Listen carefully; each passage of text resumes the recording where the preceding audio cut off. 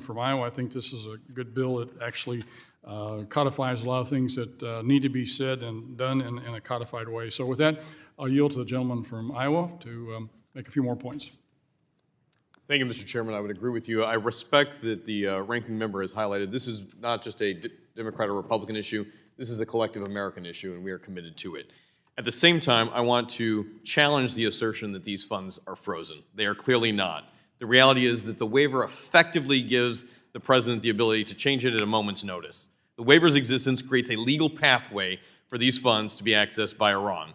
And what have they done with it historically in the past? Under the guise of humanitarian aid, they have given the food to the IRGC and Quds forces. They have sold the medicine on the black market. They have a $6 billion line of credit that they are using for the types of threats that we have seen not only on Israel's southern border, but as the chairman rightly notes, on America's southern border and entry into the United States.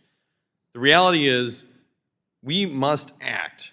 Congress, the American people deserve to have a voice before the president makes a decision that could fundamentally alter how the #1 sponsor of terrorism, Iran, receives funding in any guise.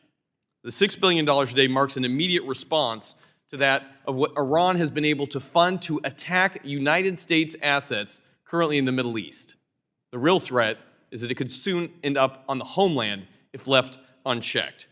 Therefore, the most prudent and secure course of action is for Congress to rescind this waiver, giving the president the ability to act, but only when having a direct conversation with Congress for the oversight and the American people who he's responsible to. Future presidents and this president must recognize that that is a responsibility when dealing with a sponsor of terror. Ensuring that these funds remain firmly out of Iran's reach and cannot be used in any form to destabilize not only the region, but present a direct and immediate threat to U.S. forces, because these dollars unequivocally, to the tune of billions, have been done illicitly in the past with the subversion of these sanctions. And so I would ask the chair to not only support this bill, but for our ranking member to come alongside. Thank you, Mr. Chair. I yield back. Gentleman yields back. Any further discussion on the bill? Are there any amendments to the bill? Seeing none, the question now occurs on adoption of the amendment in the nature of substitute offered by the gentleman from Iowa.